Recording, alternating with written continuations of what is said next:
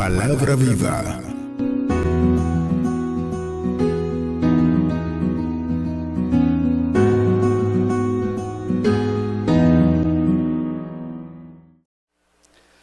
Aleluya. Gloria al Señor. Dios le bendiga a mis amados hermanos. Sean todos saludados. Otra vez, también los que nos siguen en los medios. Como decía el pastor, que no hay visitas, así que la palabra de hoy es para la casa. Dios sabe todas sus cosas, ¿verdad? Y Él se orquesta las cosas, Él se prepara las cosas. Y así como no fue el miércoles, pues hoy tocó esta palabra. Y Él la guardaba para este día, para los que vinieron este día. Tal vez el miércoles algunas personas que no están aquí no vinieron y vinieron hoy, porque era para ellos tal vez esta palabra. Amén. Así que lo vamos a tomar así. Y Dios es tan grande, tan lindo, que ustedes vieron que lo que pasó el miércoles, que a pesar de que no se predicó la palabra, mucha gente salió al frente, y aún los niños, que fue lo más llamativo, se convirtieron y salieron delante del Señor. Así que Dios, como les digo, se prepara todas sus cosas. Nosotros simplemente estamos a su servicio. Amén. Gloria al Señor. Bueno, entonces abran sus Biblias. Vamos a buscar Marcos 17, versículo 2. Abran sus Biblias, Marcos 17, versículo 2. Cuando lo tengan me dicen amén.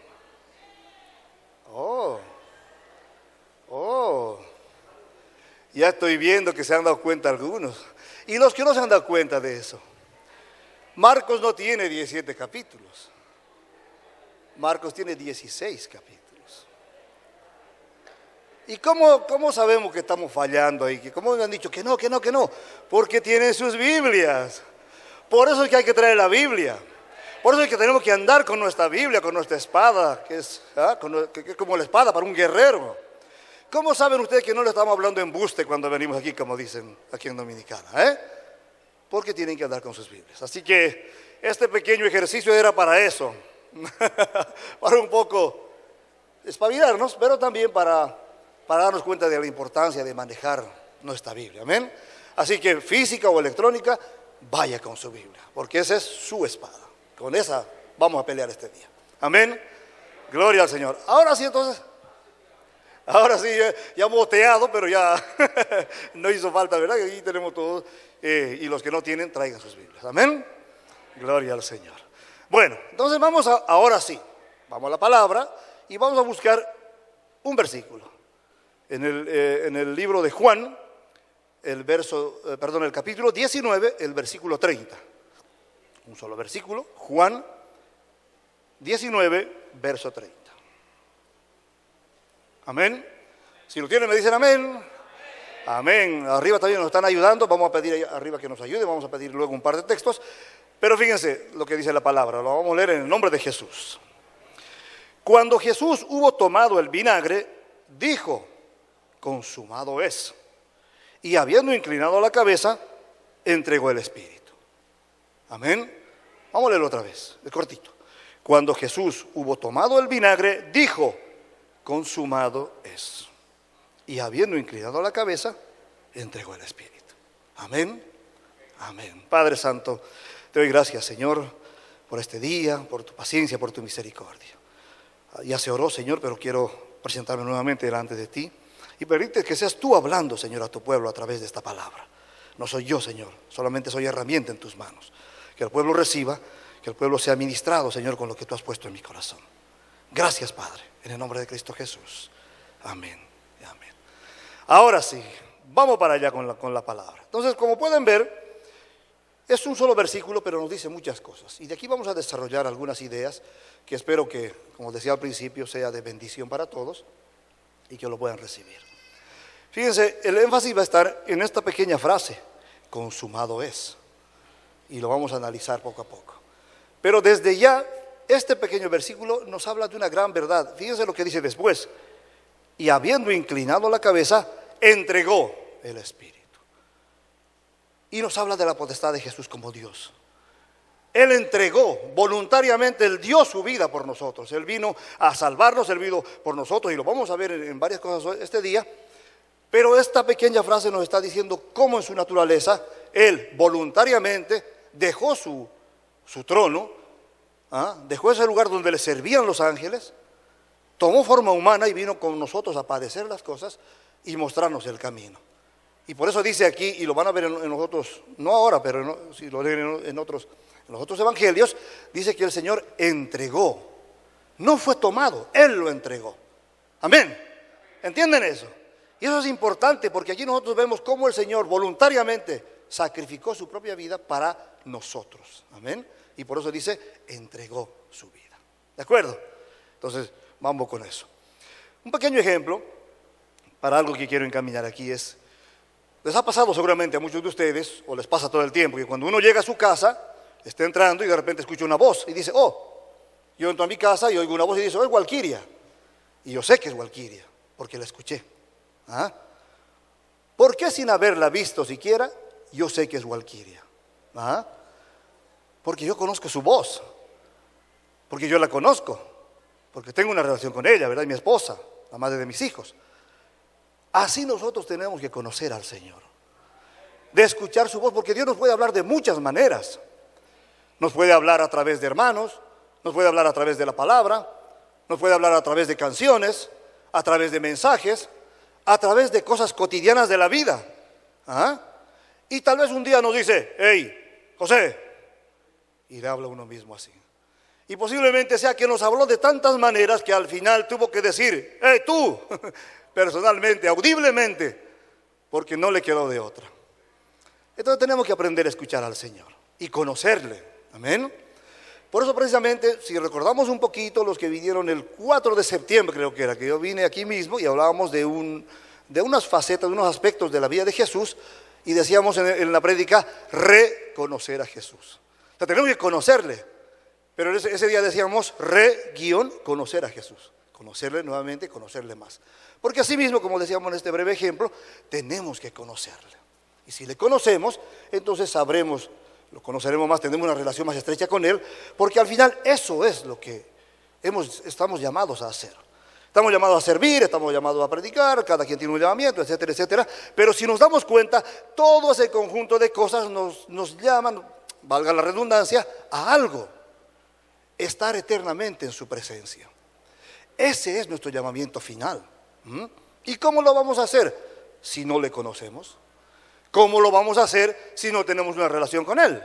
¿Ah? Entonces eso tenemos que poner en nuestra mente, tener una relación con Él, conocerle, y eso va a ser a través de la palabra, a través de la oración, acercarse al Señor y conocerle más cada día. ¿Ah? Y por eso decíamos reconocer al Señor, reconocer a Jesús. Y dentro de esas cosas que hablábamos, llegábamos a un punto en el que decíamos precisamente eso, que Él vino, murió por nosotros, y en el momento de su muerte proclamó, y lo dicen los evangelios, a gran voz, una frase final, que era esta que leímos ahí, consumado es. Amén. Y consumado es, como les digo, es una frasecita que traducida, o viene de traducción, vamos a decir, de atrás para adelante, del griego tetelestai. Tetelestai quiere decir consumado es. Y hoy vamos a hablar un poquito de eso y vamos a saber qué significa, cuál es el significado de tetelestai, pero también cuáles son sus implicaciones, que ya posiblemente las conocemos, pero hoy vamos a aclararnos un poco más. Amén. Así que vamos a hablar un poco de griego. A ver, diga conmigo, tetelestai. Tetelestai. O sea, vamos a hablar un poco de griego este día. Bueno, ya lo dijimos, ¿eh? Y ese precisamente es el nombre de la prédica. Así que si lo ven por ahí y dicen tetelestai, ¿qué será eso? Van a decir, pues nosotros sí ya sabemos lo que quiere decir, que es consumado es. Amén. Amén, así mismo es. Entonces, vamos a ver qué hay con esto. Y voy a leer descaradamente un texto que tengo aquí, no porque quiera hacerlo así descaradamente, ¿verdad? Sino que no quiero perder algún detalle. Y fíjense lo que dice por aquí. La frase consumado es la traducción de la palabra griega tetelestai, utilizada por Jesús en la cruz para anunciar la finalización de su obra redentora. Esta palabra tenía múltiples usos en la antigüedad, indicando la completación perfecta de una tarea, una deuda pagada completamente o la culminación de una obra maestra. Por lo tanto, la expresión implica no solo el fin de algo, sino también su realización total y definitiva, el cumplimiento de las Escrituras y la satisfacción de las exigencias divinas en nombre de la humanidad. Amén. O sea que fíjense, esta frase tan corta implica muchas cosas y la vamos a ver, como les digo. Pero primero vamos a ver su significado. Ya como adelantábamos aquí, tenía distintos usos. Ustedes saben que cuando leemos la palabra, la que tenemos aquí viene de traducciones, y de hecho de una segunda y tercera traducción. Y nos vamos al original, y en el original vamos a encontrar voces hebreas, voces griegas, cuya traducción nos hablan del contexto. Y esto en ese entonces se utilizaba en esos contextos, esta palabra, esta frase. Dice, tetelestai proviene del verbo griego tetelos, o teleo, que significa terminar, finalizar o lograr. Y tenía esos usos antiguos. Tareas cumplidas, deudas pagadas, obras completadas, se usaba para expresar esas cosas. Ahora, en el entorno en el que Jesús estaba en la cruz, al mencionar eso, para que lo entiendan, Él estaba diciendo muchas cosas en ese momento, en el momento de su muerte. Y así, en el entorno de la cruz, en el significado en la cruz, tetelestai, eso que decíamos, consumado es, hablaba del cumplimiento de su obra redentora. Como decíamos al principio, Jesús vino a salvarnos, vino a pagar nuestras culpas. Entonces, en ese contexto, vino a completar su obra redentora. Y cuando dijo, tetelestai, consumado es, estaba diciendo eso, he completado la obra redentora. Amén. Un punto. Segundo, el cumplimiento de las Escrituras, porque Jesús vino a cumplir las Escrituras. Muchos profetas antes de Jesús habían hablado en diferentes tiempos de su venida, del que iba a ser. Isaías nos hablaba del varón experimentado en sufrimientos y en dolores. Inclusive había profetas que dijeron que ni un huesito de él iba a ser partido. Y estuvieron a punto de partir los huesos, pero ahí se detuvieron. O sea que vemos cómo viene en este segundo punto a dar cumplimiento a las Escrituras. Y nosotros también podemos resumirlo así de una manera macro. Este libro que tenemos aquí, que es un conjunto de libros, esto es una biblioteca, no es un libro, que tiene muchos libros, lo que nos habla es de Jesús. Y lo puedo parafrasear así, que eso fue una conclusión cuando estaba empezando los caminos del Señor, al leer y me sorprendía de lo hermosa que es la Biblia, y digo yo un día de esos, pues parece que el Antiguo Testamento nos habla de preparar la venida, la primera venida del Señor Jesús. Y es así al final. Porque en el Antiguo Testamento tenemos muchas imágenes de Jesús, en muchos aspectos, y está preparando su primera venida hasta que llega. Y cuando llega, empieza el Nuevo Testamento. Y el Nuevo Testamento lo que está haciendo es que ahora preparar su segunda venida, que está a punto de cumplirse. Amén. Así que fíjense, así en este contexto macro, como les digo, la Biblia viene eso, a hablarnos de Jesús básicamente, y en el Antiguo Testamento a preparar su primera venida, y en el Nuevo Testamento a preparar su segunda venida, y algo que estamos a punto de observar. ¿Amén? Así que vamos a tomarlo así también, la Biblia en ese contexto. Vino también, dice, a satisfacer deudas, a la satisfacción de las deudas. ¿Por qué? Porque vino a pagar lo que nosotros no podíamos pagar. No importa lo que pudiéramos hacer, nunca íbamos a poder pagar lo que Dios exigía para estar en su presencia. Y solamente Jesús vino a pagar eso. O sea que vino a pagar deuda, una deuda que no era de Él. La vino a pagar.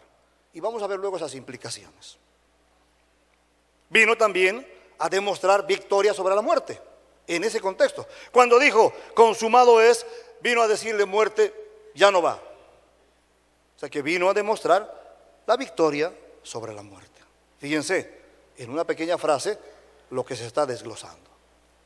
Luego vino, en eso mismo, a proclamar que se acabó la cárcel, es decir, el fin de la reclusión, porque también se utiliza para eso. Cuando un preso era mandado a la cárcel y terminaba su condena, iba a salir. Y entonces ahí se utilizaba también tetelestai para decir que terminó su condena y ahora puede ser libre. ¿Y qué hizo Jesús cuando vino? Nos dio libertad. Vino a librarnos de los lazos, de las cadenas del pecado, de la opresión del pecado y de la maldad. Entonces, ¿qué vino? A consumar esa obra y que se acabó el tiempo de estar en cárcel, se acabó el tiempo de estar en prisiones y encadenado y ahora tenemos libertad. Amén. Por eso tenemos libertad y por eso podemos venir y levantar las manos y gritar y ponernos contentos cuando estamos en la presencia del Señor. Y podemos ver también que a veces cuando estamos así, como asustados, ay, ¿qué dirán? ¿Qué van a decir de mí? Este es un loco, este es un aquello. Tal vez todavía no estamos completamente libres. Y Jesús vino a libertarnos. Amén. Así que también tiene esa implicación. Tetelestai. Por eso lo habíamos repetido, ¿verdad? Tetelestai para conocerla. Y ahí nosotros vemos cómo el Señor Jesús vino a cumplir todas estas cosas. Amén. Eso es el significado y ese contexto en el tiempo en que Jesús padeció esa muerte. Amén. Ese es el significado. Ahora vamos a ver cuáles son las implicaciones de eso. Hemos visto hasta aquí qué significaba, como decíamos así un poco para fijar en nuestra mente eso, el cumplimiento de su obra redentora, el cumplimiento de las Escrituras, la satisfacción o el pago de la deuda, la victoria sobre la muerte, y el fin del tiempo de prisión, de la cárcel, de estar atado, y darnos libertad. Y eso es grande. Eso es grande. El hermano Ramón no está aquí, pero él podría darnos tal vez el testimonio de qué siente una persona cuando es liberado de una condena. Muchos de nosotros no lo hemos vivido, pero seguramente es algo buenísimo. El de poder salir y ser libre, de moverse libremente, de andar y salir, entrar, etcétera, etcétera. Libre de esa condena. Y Jesús vino a darnos esa libertad. Por eso estamos aquí. Amén. Gloria al Señor. Por eso estamos aquí. Amén. Entonces vamos a ver así rápidamente también ahora entonces algunas implicaciones de eso. Hemos visto su significado, hemos visto el contexto. Ahora vamos a ver qué implicaciones tenía. Y ya también tiene que ver con el significado. Y vamos a ver básicamente 4 cosas. Cuando Él dijo, consumado es, al consumar su obra, nos habla de que termina un tiempo y empieza otro. Y lo dijo el pastor ahora mismo, la gracia. El momento en que Jesús muere y dice consumado es, termina el tiempo de la ley, se llama la dispensación de la ley, y empieza la dispensación de la gracia. Y es la que estamos viviendo ahora. Y gloria a Dios porque estamos viviendo ahora esa dispensación de la gracia, porque si siguiéramos en la dispensación de la ley, ninguno de nosotros podría ser libre. Ninguno de nosotros podría acercarnos al Señor, porque nadie puede cumplir la ley. Vamos a ver después la maldición. O sea, fíjense cómo se considera la maldición de la ley, que no podía ser cumplida sino porque Jesús vino por nosotros. ¿Se acuerdan una analogía que se hizo alguna vez, que el pastor Juan Radamés me parece que la hizo, y luego los pastores también, que uno puede tratar de vivir una vida recta, una vida apartada del mal, ¿verdad? Y guardarse. Imagínense, uno va a vivir 90 años, puedes vivir todo el tiempo buscando al Señor. Y podría haber vivido 89 años, ¿verdad? Sin pecar, guardándose, cuidándose de no pecar. Y pasó los 89 años. Y luego vivió 11 meses sin pecar, cuidándose, guardándose, cuidado, 11 meses. Y luego 30 días sin pecar, del último mes. 30 días sin pecar, inclusive en la mente. Y luego del último día, 23 horas sin pecar, guardándose así, ferviente. Y de esa última hora, 59 minutos sin pecar, guardándose también. Ya en el último minuto le pasa un pensamientico, y se perdió. Eso era la ley. Nadie podía, solo Jesús. Y Él vino a hacer eso por nosotros. Amén. Yo creo que hay que dar un aplauso al Señor por eso. Amén. Porque Él vino a hacer eso por nosotros, a pagar esa deuda por nosotros. Y nosotros no podíamos hacerlo. Y entonces, como les decía, empieza la gracia. Y hemos oído de la gracia, hay muchas prédicas de la gracia, inclusive estamos diciendo, está a punto de terminarse la gracia. Porque ¿cuándo se va a terminar la gracia? Y vamos a ver ahora cuándo empezó y cuándo termina. Pero está a punto de terminarse. ¿Y va a terminar cuándo? Cuando la iglesia sea arrebatada, cuando la iglesia sea levantada. Ahí se acabó la gracia. Por eso, mientras tanto, todavía tenemos tiempo de predicar, todavía tenemos tiempo de hablarle a la gente. Y aquel que no conoce al Señor todavía tiene tiempo de acercarse. Por eso dice, buscadle mientras pueda ser hallado. Porque aquel que le llama, aquel que le busca, puede él responder, porque está presto a hacer eso. Amén. Entonces, eso es gracia. Si uno quiere ver en la Biblia, y hay un periodo, como decíamos, la Biblia básicamente nos habla de una cronología de eventos. Y es algo que también tenemos que tomar en cuenta. Para no perdernos, todo en el Señor es orden. Y la Biblia es una cronología de eventos. Primero va a pasar algo para que lo segundo suceda. Y eso también para nosotros es una reflexión, porque nosotros tenemos que conocer la palabra. Y en base a ella no nos van a engañar. Y por eso que al final de los tiempos van a pasar muchas cosas, van a aparecer falsos profetas, van a aparecer falsos cristos, pero como nosotros sabemos que hay una cronología, porque conocemos la palabra, entonces no nos van a engañar fácilmente. Amén. Y por eso tenemos que estar listos, tenemos que aprender, tenemos que estudiar, por eso nos discipulamos, por eso que leemos la palabra, por eso que oramos, nos acercamos al Señor. Porque si no lo hacemos, entonces no lo vamos a conocer. Y si no lo conocemos, no conocemos su palabra. Amén. Así que tenemos que tomar también muy en cuenta eso. Tal vez diremos así, en esa cronología, ¿cuándo empieza la gracia y cuándo termina la gracia? Y si lo vemos en la Biblia, fíjense, la gracia empieza en Juan 19:31. Acabamos de leer Juan 19:30, cuando Jesús muere, ¿verdad? Juan 19:31, el siguiente versículo, es el inicio de la gracia. ¿Y cuándo termina la gracia? Va a terminar en Apocalipsis 3, de los versos 22 al 24. Si lo buscamos así,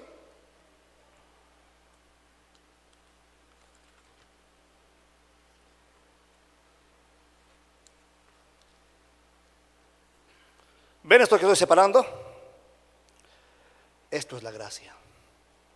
Pero esto que parece papel enrollado, nos habla de muchas cosas. Nos habla del cumplimiento de su palabra. Nos habla de las cosas que pasaron los antiguos. La primera iglesia, los apóstoles, las personas que siguieron al Señor, sufrieron y murieron por Él. Pero nos habla de la promesa, nos habla de la esperanza y nos habla de una vida nueva y diferente. Esto que parece poco es la gracia. ¿Dónde empieza y dónde termina? Y como les decía, está a punto de terminar. Se ha parafraseado, y posiblemente sea verdad, que nosotros somos la generación que veremos al Señor. Se ha prometido mucho, mucha gente ha esperado y ha muerto inclusive esperando la promesa. Y nosotros tenemos el privilegio de ser esa generación que veremos al Señor. Porque estamos viendo cumplirse muchas cosas. Ya se han cumplido. Las profecías están dadas. El reloj profético está marcando ya el final. Y por eso tenemos que estar así, atentos, acercarnos, conocerle, porque eso puede ser en cualquier momento. Dios sabe sus cosas y el tiempo en que lo hará. Pero nosotros tenemos que estar preparados. Porque así como puede ser dentro de 2 años, puede ser ahora mismo. Y suena la trompeta y nos fuimos. Amén. Así que hay que estar muy atentos a eso. ¿Qué ha hecho en este punto? Cuando él menciona la frase consumado es, nos está hablando de que empezó la gracia. Que con su sacrificio Él abrió puertas para nosotros. Él nos mostró cosas. Y fíjense cómo lo hizo. Vamos a Mateo, que nos habla de un pasaje parecido, pero vamos a continuar leyendo un poquito más para ver lo que hizo el Señor cuando se inauguró la gracia. Amén. Entonces fíjense, vamos a Mateo, en el capítulo 27, de los versos 50 al 54. Mateo 27, 50 al 54. ¿Lo tienen por ahí? Amén. Fíjense lo que pasa aquí. Hoy vamos a así escudriñar un poco la palabra. Y lo van a ver en los otros evangelios. Solamente en el de Juan lo dice específicamente así. Pero miren cómo dice Mateo aquí. Mas Jesús, habiendo otra vez clamado a gran voz, entregó el Espíritu. No dice lo que dijo, dice que clamó a gran voz. y entregó el Espíritu. ¿Ah? En los otros evangelios también se habla así. El único donde dice consumado telestai, es Juan el que lo refleja. ¿Ah? Y él dice, clamó y entregó el Espíritu. Pero ¿qué pasó en el momento en que murió? Y aquí Mateo nos da la luz de eso. Fíjense lo que continúa diciendo, 51. He aquí, el velo del templo se rasgó en dos, de arriba a abajo, y la tierra tembló, y las rocas se partieron. Este versículo es fuerte, porque en ese momento cuando Jesús entrega el Espíritu, hay un temblor, dice, y el velo del templo se rasga. Para que recordemos un poco, ustedes saben que el templo estaba dividido en secciones. Y la parte que separaba el lugar santo del lugar santísimo, donde está la presencia del Señor, estaba cubierta por un velo. Pero parece que no era un velo cualquiera, era un velo grande. Imagínense esto, de altura. Un velo así. ¿Y qué pasó? El velo se rasgó, se rompió. Pero no se rompió de arriba, de abajo para arriba, como lo haría una persona. Se rompió de arriba para abajo. Evidentemente nadie podía haber hecho eso. Pero ¿qué quiere decir eso? ¿Qué implicación tenía? Que a partir de ese momento, ese velo abierto nos daba acceso al lugar santísimo. Y a partir de ahí nosotros tenemos acceso al lugar santísimo. Por lo tanto, y lo dice Hebreos después, ya no necesitamos ese sumo sacerdote que haga abluciones y entregas cada año por nosotros. Nosotros mismos somos constituidos ahora sacerdotes. Y nos podemos acercar al Señor. Y aquí lo más grande es eso. Antes no se podía, pero ahora sí se puede acercarnos directamente al Rey de Reyes y Señor de Señores. Y eso sí que merece un aplauso porque el Señor lo hizo. Y lo hizo por nosotros. Amén. Y la tierra tembló y las rocas se partieron. O sea que eso fue tremendo. Pero ¿qué continúa? Vamos a ver el 52. Y se abrieron los sepulcros y muchos cuerpos de santos que habían dormido se levantaron. ¿Qué hubo ahí? Resurrección. Pero fíjense lo que dice el 53.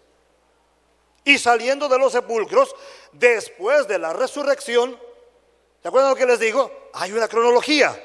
Siempre va a haber una cronología. Dios es un Dios de orden. Entonces, ¿qué pasó? Jesús muere, vaya abajo a pedir las llaves de la muerte y vuelve. Y cuando Jesús resucita, esto que está diciendo en el verso 52 se completa en el 53. Después de la resurrección de Él, vinieron a la santa ciudad y aparecieron a muchos. ¿Quiénes? Esos que durmieron antes. O sea que la gente empezó a ver a una gente que se murió. Pero Juancito se había muerto hace no sé cuánto. Y mira, yo lo vi caminando, se me apareció. Y eso sí que ha sido fuerte. Porque nos estaba hablando de lo que Jesús vino a hacer. En ese momento nos mostró algo que Él mismo estaba demostrándonos, vamos a decir. La resurrección. Por eso dice, luego de la resurrección de Él. En un orden. Amén. Y a mostrarnos eso. Pero la cosa no termina ahí. El centurión y los que estaban con él guardando a Jesús, visto el terremoto y las cosas que habían sido hechas, temieron en gran manera. Y dijeron, verdaderamente, este era Hijo de Dios. Gloria al Señor, siento su presencia, porque fíjense cómo ellos, viendo estas cosas, reconocieron que verdaderamente este no era, es Hijo de Dios. Amén. Gloria al Señor. Aleluya. Entonces fíjense cómo nosotros vemos ese momento en el que Jesús entrega el Espíritu y dice consumado es. Con estos eventos que estamos viendo se inaugura la gracia. Ese acceso directo al Padre. Ese acceso directo a nuestro Creador. Ya no necesitamos intermediario. Y ahí se caen algunas cosas. Ya no tenemos a alguien a quien confesar nuestros pecados son confesados a Él directamente. Y no tenemos a alguien que nos deba absorber, nos absuelve Él directamente. Cuando nos acercamos a Él con un corazón contrito y humillado, el cual Él no rechazará. Amén. Entonces fíjense esa implicación, y estamos hablando todavía de la primera implicación, la gracia. Y el pastor y yo no habíamos hablado, pero fíjense cómo lo habló antes de La gracia. Y en ese momento yo sentí la confirmación de esta palabra, que era para hoy. Amén. Así que gloria a Dios por eso otra vez. Aleluya. Gloria al Señor.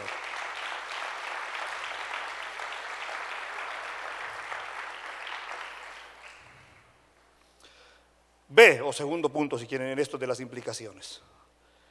La humanidad libre de la maldición de la ley.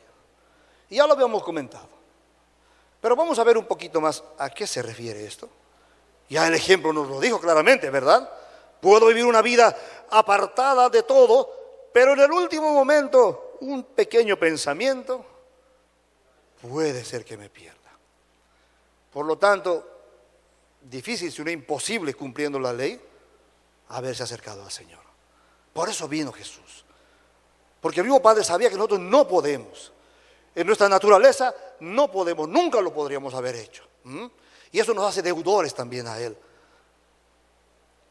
Porque Él vino en lugar de nosotros.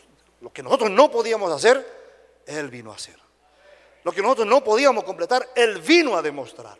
Amén. Él vino a hacer eso. Vamos a buscar rápidamente Gálatas, en el capítulo 3, versos 5 al 14. Gálatas 3, 5 al 14, que nos habla de algunas de estas cosas. Y cuando habla de la ley, hay muchos pasajes, los van a encontrar muchos pasajes. Pero vamos a ver rápidamente Gálatas 3, 5 al 14. Si lo dicen, lo tienen, me dicen amén. Amén, amén. Están atentos. Gloria al Señor. Vamos a ver qué dice entonces, 5 al 14. Aquel pues que os suministra el Espíritu y hace maravillas entre vosotros, ¿lo hace por las obras de la ley o por el oír con fe? 6. Así Abraham creyó a Dios y le fue contado por justicia. Nos está hablando de Abraham que le creyó a Dios, y al haberle creído a Dios entonces cambió. Hizo un cambio grande. Porque a partir de allí Dios le habla, y a partir de ahí tenemos bendición para las familias inclusive, dice. Pero bueno, vamos a ver. Sabed por tanto, dice, que los que son de fe, estos son hijos de Abraham. ¿Quiénes son hijos de Abraham? Los que son de fe. Nosotros no hemos nacido en un contexto judío, no somos judíos, pero somos hijos de Abraham desde el punto de vista espiritual. ¿Por qué? Porque tenemos fe. Porque obramos por fe. Porque vivimos por fe. Porque sin fe es imposible agradar a Dios. Amén. Yo creo que todos estamos conscientes de eso, ¿verdad? Entonces dice por fe. Y la Escritura, previendo que Dios había de justificar por la fe a los gentiles, eso es, a nosotros, eso ya es parte mía, dio de antemano la buena nueva a Abraham, diciendo, en ti serán benditas todas las naciones. Y fíjense cómo vino el cumplimiento de eso con Jesús. En ti serán benditas todas las naciones. El 9, de modo que los de la fe son bendecidos con el creyente Abraham. 10, porque todos los que dependen de las obras de la ley están bajo maldición. Pues escrito está, maldito todo aquel que no permaneciere en todas las cosas escritas en el libro de la ley para hacerlas. Y eso era fuerte. Nosotros vemos en Éxodo cómo Dios le da los mandamientos a Moisés, ¿verdad? Eran 10 mandamientos. Pero para el tiempo de Jesús habían mandamientos, mandamientotes y mandamienticos. 2000 y pico, dice los estudiosos, mandamientos. De esto y de aquello, de la manera en que hacer esto, que lavarse las manos, que pararse, que sentarse, que día tal sí, que día tal no. Imposible. Por eso constituyeron a la ley como maldición, desde ese punto de vista. Porque nadie la podía cumplir. Dice, por eso, para hacerlas. Y que por la ley ninguno se justifica para con Dios, porque nadie podría. ¿Estamos claros? ¿Se entiende eso? No se me duerma, el enemigo quiere que se duerma usted en este momento. Gloria al Señor. Y dice, el justo por la fe vivirá. Lo que nos está diciendo que nosotros ya no vivimos por lo que oímos o lo que vemos, sino por la fe que tenemos en aquel que nos llamó. Amén. Y la ley no es de fe, sino que dice, el que hiciere estas cosas vivirá por ellas. 13. Cristo nos redimió de la maldición de la ley, hecho por nosotros maldición, porque está escrito, maldito todo aquel que es colgado en un madero. Y Cristo, al haber sido levantado en esa madera, en esa cruz, se hizo maldición por nosotros. Y Él sufrió por nosotros. Amén. Y una vez lo habíamos dicho, creo, en una prédica que se llamaba la maldición de la cruz, o el dolor de la cruz. ¿Saben cuál fue el dolor más grande de Jesús en ese momento? No fueron los azotes, no fueron las espinas, no fueron los clavos. El dolor más grande de Jesús, aleluya, fue que en ese momento Dios le dio la espalda. En su santidad el Señor no lo podía soportar seguramente, porque Jesús estaba cargando todos los pecados suyos, los míos, estaba sucio por el pecado. Y entonces el Señor le da la espalda. Dios le da la espalda a Jesús. Aleluya. Y Él vino a pagar eso. Y ese es el dolor de la cruz. ¿Ah? Por eso dijo, Padre, Elí, Elí, lama sabactaní, dice, ¿verdad? En hebreo. ¿Por qué me has abandonado?, le reclama. Porque Dios no lo podía soportar así. Ese es el dolor más grande. Y eso, si se dan cuenta, es la condenación eterna. Porque la condenación viene cuando en Apocalipsis al final dice que el lago de fuego y el gusano que nunca muere, el fuego que nunca se apaga, no es tanto el dolor de ese sufrimiento eterno, es estar alejado de la presencia de Dios. Ese es el suplicio eterno, ese es el castigo eterno, el estar alejados de la presencia de Dios. Y eso es lo que nosotros tenemos, lo que nosotros evitamos cuando nos acercamos a Él. Amén. Son verdades que tenemos que analizar, que recordar porque ya las sabemos, pero ser conscientes de eso. Y eso hizo el Señor por nosotros, al absorbernos de la ley, la cual nunca hubiéramos podido cumplir. Amén.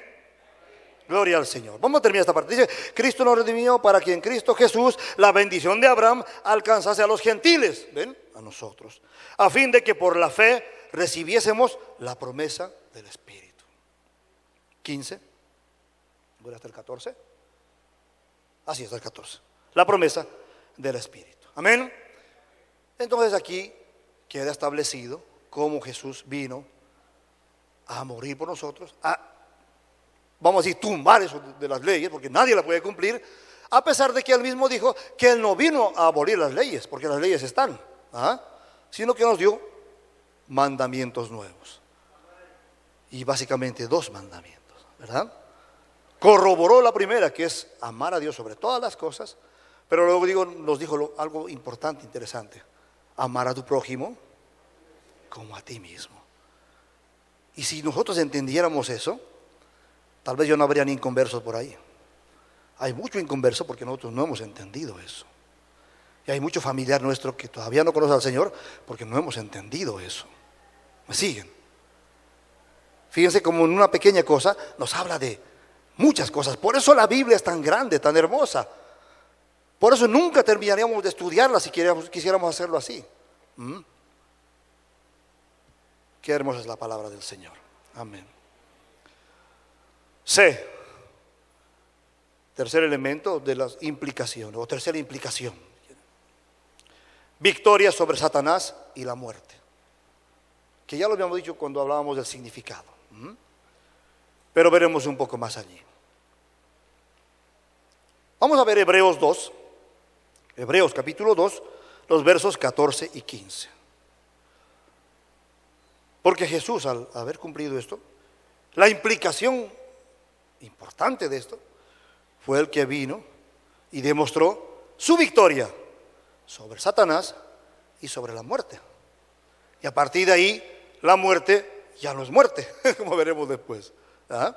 Hebreos 2, 14, 15 dice: así que, por cuanto los hijos participaron de carne y sangre, Él también participó de lo mismo, para destruir por medio de la muerte al que tenía el imperio de la muerte, esto es, al diablo. Por eso es que el pecado trae muerte como consecuencia. Y el que tiene la potestad de la muerte hasta ahora era el diablo. Pero Dios le arrebató. Jesús le arrebató eso cuando dijo, tetelestai. Amén. 15. Y librar a todos los que por el temor de la muerte estaban durante toda la vida sujetos a servidumbre. Y tiene implicaciones con la ley. Sujetos a servidumbre. Porque el temor era ese: si no lo cumplo, no me voy. Y Jesús vino a cumplir por nosotros. Amén. Entonces aquí está demostrando cómo tiene victoria sobre quién. Dice aquí mismo, a quitarle a aquel que tenía potestad sobre la vida, que era dar muerte. Satanás, el Señor lo reprenda. ¿Y a quién más? A la misma muerte. Porque a partir de allí ya no hay muerte. Va a haber muerte física.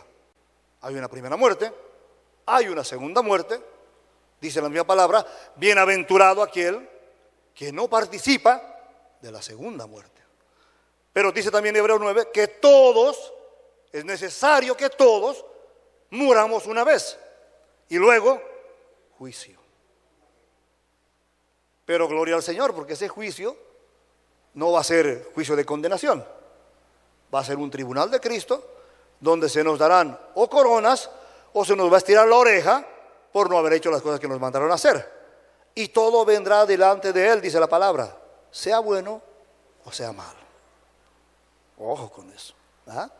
Pero fíjense cómo aquí nos está hablando de que vino a quitarle a aquel que tenía potestad sobre nosotros, sobre los seres vivos, para darnos muerte, para que ya no tenga ese poder, y a la misma muerte, para que deje de ser eterna. Aleluya. ¿Y dónde empieza eso? Ya que estamos diciendo de aquí a aquí empieza la gracia, de aquí a aquí. Pero fíjense cómo Dios tenía todo pensado desde el principio. Y ahí viene una de las cosas grandes de Dios, que es su omnipresencia. Porque Él está, si lo vemos así, allí al principio de las cosas, aquí hoy en día y mañana en lo que va a pasar. Pero Él estuvo allí, está aquí y también está aquí. Amén. Y eso también es bastante grande y nosotros no lo podemos entender. Gloria al Señor. ¿Qué dice así? Un solo versículo, Génesis 3, verso 15. Si nos ayudan allá arriba, o lo buscamos por acá.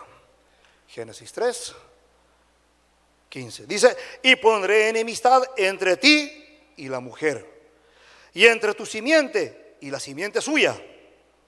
Esta te herirá en la cabeza y tú le herirás en el calcañar. Y aquí en Génesis 3:15 ya está diciendo lo que va a pasar. Pero también tiene muchas implicaciones. Por eso que yo oí alguna vez una predica que bastante razonable, que hablaba, por ejemplo, que el enemigo está atrás de la mujer. Y tiene, como le digo, algunas implicaciones que tal vez en otro momento se pudiera hablar. Pero fíjense lo que dice. ¿Por qué? Porque de la simiente de ella, es decir, Jesús en el tiempo, iba a venir a cumplir aquello que el enemigo no quería. ¿Qué iba a hacer el enemigo? Herirle y pensar que había ganado. Pero cuando Jesús dice tetelestai, ahí se le cayó la torta al diablo. Ahí se le acabó el majarete al diablo ahí, Él que pensaba que estaba bien y estaba ganando, seguramente él estaba ahí sobándose las manos, ¿verdad? Murió, lo colgaron, lo crucificaron, se fue, se acabó su obra. Ay, ay, ay, ay. Ese iluso no sabía que ahí es que estaba empezando la victoria del Señor sobre su propia subsistencia. Amén. Ahí es que estaba empezando esa obra de gracia por la cual todos los que éramos esclavos suyos, libres. Amén. Gloria al Señor. Aleluya. Te adoramos, Señor. Ya casi en la recta final, en estas implicaciones, una cuarta implicación: la consumación de las cosas, de todas las cosas, en victoria. Amén. la consumación de todas estas cosas en victoria. Por eso cantamos victoria, la victoria, ¿verdad? Porque Él nos dio victoria. En victoria. Y vamos a buscar rápidamente un pasaje. Primera de Corintios 15. Y leemos del 51 al 58. Y vamos a ver cómo se manifiesta esta victoria. Y esto tiene, como les digo, esa implicación, y bastante interesante. La consumación de todas las cosas. Y esto solamente es el principio de la consumación, porque vamos a ver esa consumación hasta el final. Y Apocalipsis también nos va a hablar de eso. Si lo tenemos por ahí, Primera de Corintios 15, también un pasaje muy conocido que inclusive lo utilizamos cuando lamentablemente perdemos algún ser querido o durmió, ¿verdad? Antes que nosotros. ¿Lo tienen? Amén. 15 entonces, 51 al 58. He aquí, os digo un misterio. No todos dormiremos, pero todos seremos transformados. ¿Qué nos está diciendo? Va a haber un arrebatamiento, pero antes de ese arrebatamiento vamos a ser glorificados. O sea, pero no ese cuerpo sucio, mortal que tenemos, porque nosotros no podríamos estar en la presencia del Señor así. Cuerpos glorificados. Y ese arrebatamiento es una cosa también muy grande y compleja. No es solamente elevar a la gente, es limpiar a la gente, es preparar una persona que pueda pararse delante de Dios. A eso se refieren esos cuerpos glorificados de los cuales nos habla la palabra. Y diremos así. Pero bueno, decía entonces, en un momento, en un abrir y cerrar de ojos, a la final trompeta, porque se tocará la trompeta y los muertos serán resucitados incorruptibles y nosotros seremos transformados. ¿Ven lo que digo? Y esto también tiene bastantes implicaciones. Hoy estamos hablando de implicación, ¿verdad? Tenemos mucha implicación encima. Y también tiene, no decir traducciones, sino interpretaciones, de las cuales han salido inclusive doctrinas que tal vez no están muy adecuadas, muy correctas. Porque fíjense lo que está diciendo. En un momento, en un abrir y cerrar de ojos, es verdad. Ese arrebatamiento va a ser así. ¡Fua! ¿Qué es un abrir y cerrar de ojos? Dice que es fracción de segundos, ¿verdad? Clic, clic, clic. Abrimos y cerramos los ojos. Así. Vamos a desaparecer. Pero fíjense, no viene solo, sino dice a la final trompeta, porque se tocará la trompeta. ¿Qué dice Primera de Tesalonicenses? El mismo Señor dice, con voz de mando, con voz de arcángel y con trompeta de Dios, ven ahí, se tocará la trompeta, va a levantar a su pueblo. Pero como les digo, eso también ha traído muchas interpretaciones de las cuales han surgido doctrinas y corrientes. Ahora hay gente que está diciendo que la iglesia va a pasar la tribulación. Y no es verdad. Primero tenemos una promesa y lo vamos a ver de dónde a dónde. Y Dios no se va a negar a eso, porque si hay algo que no puede hacer Dios, como lo dijeron los pastores estos días, ¿se acuerdan? Hay cosas que Dios no puede hacer y Dios no se puede negar a sí mismo. Por lo tanto, lo que Él dijo, lo hará. Y si hay una promesa, la promesa se cumplirá. Amén. Entonces, ¿de dónde viene esa confusión, digo yo? Que es que en Apocalipsis, más adelante en Apocalipsis 11, nos habla de unas trompetas, pero son unas trompetas que nos hablan de la ira de Dios. Y si está hablando de ira, ¿qué quiere decir eso? Que nosotros estaríamos aquí sufriendo la ira de Dios, y eso no es verdad. Porque se va a tocar, dice, la última trompeta, y habla de 7 trompetas, y se va a tocar la última trompeta, y el pueblo va a ser levantado, y eso tiene otras cosas más. ¿Ven? Implicaciones e implicaciones. Pero la idea es que la iglesia no va a estar ahí. No se refiere a esa trompeta. En el libro de Lucas, creo, habla de que el último día de la fiesta, Jesús se levantó y clamó a gran voz, vengan a mí todos los que estáis turbados y cansados. Pero ¿qué pasó ahí? Y eso se correlaciona con esto. El mismo Señor se levantó y clamó a gran voz, ¿cuándo? El último día de la fiesta. Y resulta que en ese contexto, el último día de la fiesta, también se tocaban trompetas. Y se tocaba el último día de la fiesta las 7 trompetas. O sea que por ahí está la cosa. Pero ¿cuándo va a ser eso? No cuando ya haya tribulación, no cuando haya gran tribulación, sino antes de eso. Porque recuerden lo que les digo y siempre, grábenselo. Dios es un Dios de orden, todo es cronológico. Primero va a pasar una cosa para que suceda otra. La iglesia levantada, el Espíritu Santo se va, se manifiesta el anticristo. Mientras tanto, lo dice Segunda de Tesalonicenses, al momento hay quien lo detiene. ¿Quién lo detiene? La iglesia. ¿Con quién? Con el Espíritu. Por lo tanto, cuando sea levantada la iglesia y el Espíritu con ella, o el ministerio del Espíritu Santo, vamos a ser más claros, entonces se va a manifestar el anticristo. Por lo tanto, aunque digan que puede ser este o puede ser aquel y que corresponde aquí y que corresponde allá, nosotros no lo veremos. Y si mañana resulta que dicen que este es el anticristo, pues estamos fritos. Porque quiere decir que ya... Ay. Yo no quiero ni saber quién será. ¿Ah? Porque lamentablemente es eso. Nosotros no lo vamos a ver, según la palabra. Pero bueno, fíjense cómo viene una serie de cosas a partir de un pequeño fragmento de la palabra. Y entonces seremos arrebatados, seremos transformados. Amén. ¿Qué más sigue? Vamos a ver. 53. Porque es necesario que esto corruptible se vista de incorrupción y esto mortal se vista de inmortalidad. ¿Ven? La muerte ya no es muerte. Miren lo que dije después, 54. Y cuando esto corruptible se haya vestido de incorrupción y esto mortal se haya vestido de inmortalidad, entonces se cumplirá la palabra que está escrita: sorbida esta muerte en victoria. Ahí está, gloria a Dios. ¿Ven lo que dice? En victoria, por eso dice victoria sobre qué? Sobre todas las cosas. En victoria. 55. ¿Dónde está, oh muerte, tu aguijón? ¿Dónde, oh sepulcro, tu victoria? Ya que el aguijón de la muerte es el pecado y el poder del pecado, la ley. ¿Ven cómo se correlaciona una con la otra para corroborar su palabra?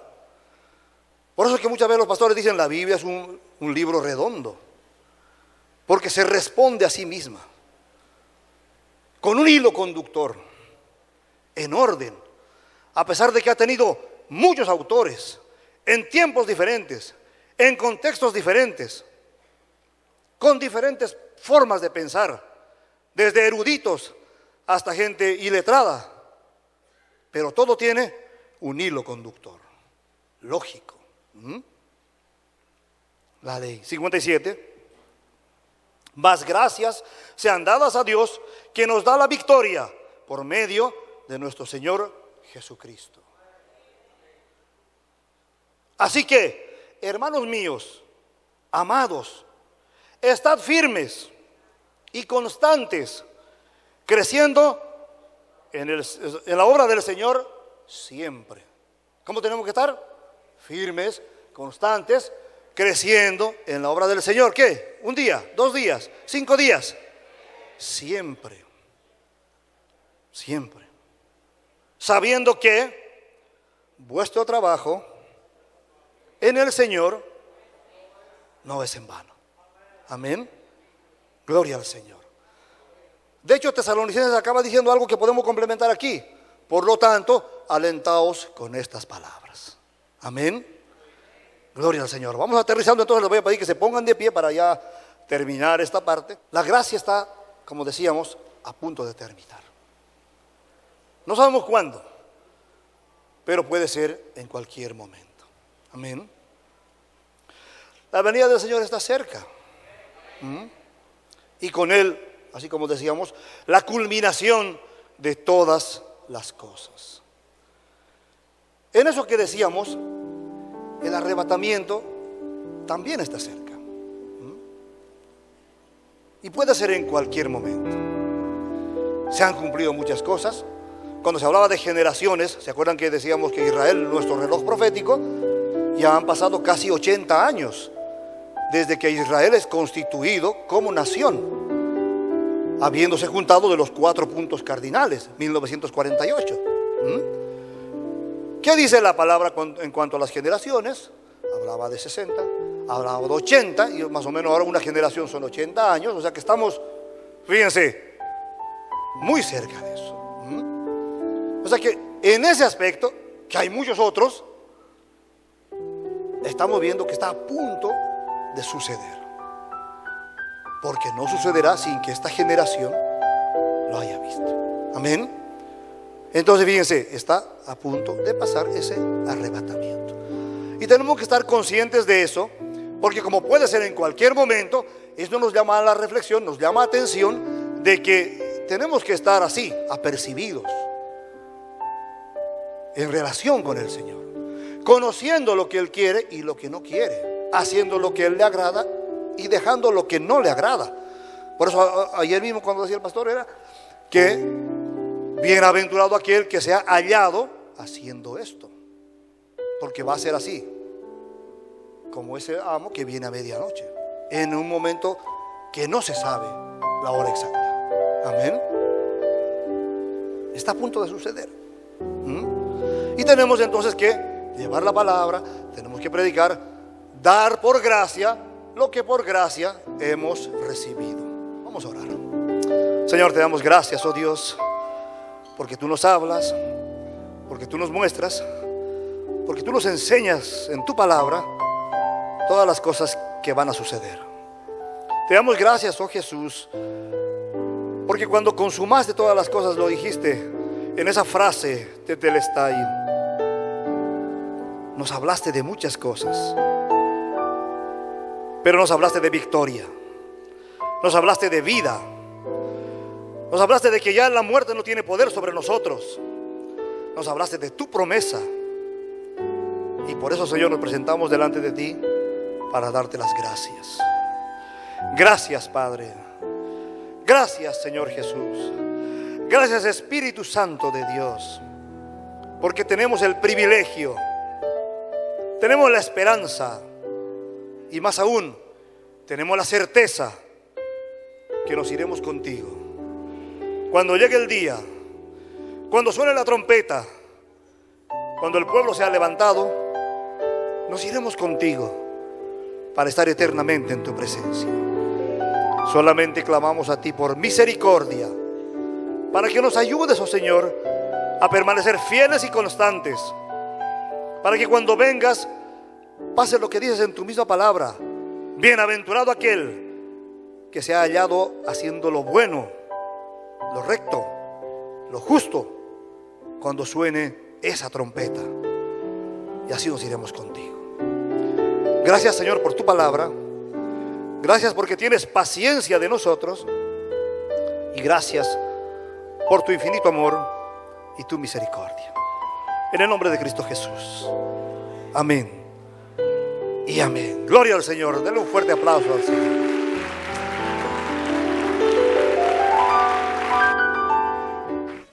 Centro Cristiano El Buen Samaritano. Síguenos por radio, televisión y a través de las redes sociales.